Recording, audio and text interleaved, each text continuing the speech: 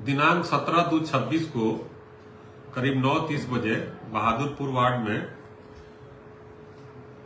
Unto ईश्वर को मारने के नियत से कुछ पेशेवर अपराधकर्मी उनको गाड़ी को घेर करके और गोली चलाए और उनकी हत्या करने का प्रयास किए। इसी क्रम में उनके साथ जो ड्राइवर था शुभम सिंह उर्फ ईसू को गोली भी लगी थी, जिसका इलाज भी हुआ था। तत्काल पुलिस सक्रिय हुई थी और घटनास्थल से फायर 5 खोखा बरामद भी की गई थी और खून का सैंपल भी लिया गया था।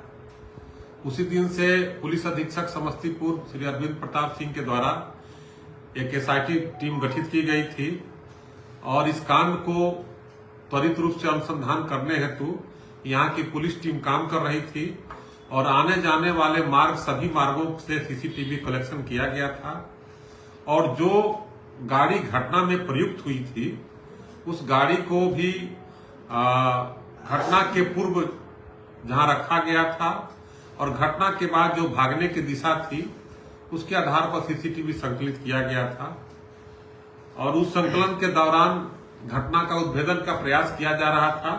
इसी क्रम में इस कांड के एक नामजद अभियुक्त एहतसाम उर्फ लकी खान को गिरफ्तार किया गया है और गिरफ्तारी के पश्चात वे अपना अपराध स्वीकार किए हैं और ये घटनास्थल पर स्वयं मौजूद थे अपने अन्य अपराध कर्मियों साथियों के साथ। इनके द्वारा बताया गया कि 4 पेशेवर अपराध कर्मी को बाहर से बुलाया गया था और अन्य जो भी अपराध कर्मी थे इनके सहकर्मी थे जिनके बारे में इन्होंने बताया है।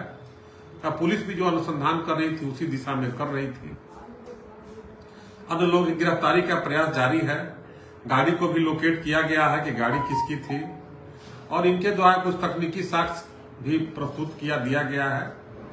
और ये घटना जो है जमीन को लेकर के और पूर्व दुश्मनी को लेकर दोनों को सामंजस्य स्थापित होने के बाद ये घटना कारित किया गया है और इसमें एक साजिश किया गया और इसमें साजिशकर्ता के रूप में केवल एक नहीं है, अन्य भी हैं जिनकी भी साक्ष्य संकलित किया गया है और ये सभी मिल करके यहाँ पर पिस्तौल गोली की व्यवस्था किए और ये घटना कारित की है। कितनी जमीन थी और कौन सी जमीन थी जिसपे जो है विवाद था? ये जमीन के बारे में डिटेल नहीं जानते हैं, लेकिन इन्होंने बताया है कि जमीन जो है एक नामजद अभियुक्त है, उन्हीं से कुछ जमीन का विवाद हुआ था और एक और जमीन का मामला आ रहा था जिसके बारे में दूसरे कोई बताएंगे और पूर्व दुश्मनी एक इसमें व्यक्ति के साथ थी।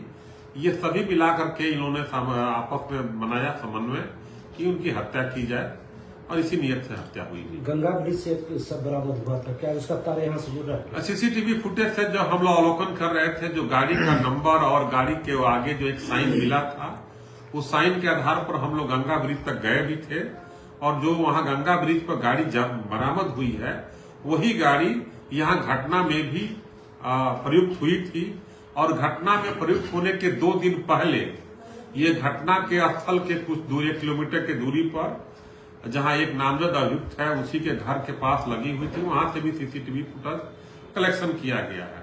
तो उस गाड़ी का प्रयोग किया गया था इस घटना में और वही गाड़ी गंगा ब्रिज पर भी बरामद हुई। जो डेड बॉडी मिली थी सर, उससे कुछ इसका कनेक्शन कुछ बताया? ये जो बताया है कि उसमें से 2 आदमी को भागने के दौरान में और गाड़ी के अंदर जो है गोली लगी थी, जिसमें एक आदमी को पैर में लगी थी और एक आदमी को जो गोली लगी थी उनकी मृत्यु हो गई है। उनकी भी पहचान की गई है और इनके बारे में बताया।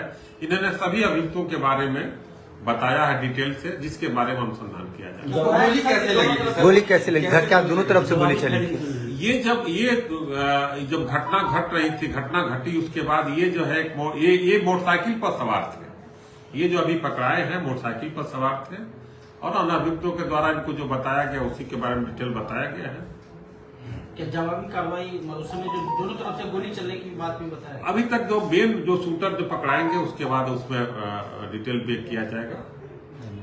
जो वहाँ डेड बॉडी मिला था इसके साथ आया था? हाँ, ये अपराध कर्मी आए थे। वो अपराध कर्मी इनके द्वारा बताया और तकनीकी साक्ष्य से पुष्ट हुआ है कि वो 16 तारीख को आ गए थे और जो 4 पेशेवर अपराध कर्मी आए थे बस स्टैंड से 4 को यही ले जा करके और एक घर में ठहराया गया था तो एक दिन में 15 तारीख को डेट में ही 2 अपराधी आए थे और 16 तारीख के डेट में 2 अपराधी आए थे। यही घटना 17 तारीख को कार्य किया गया।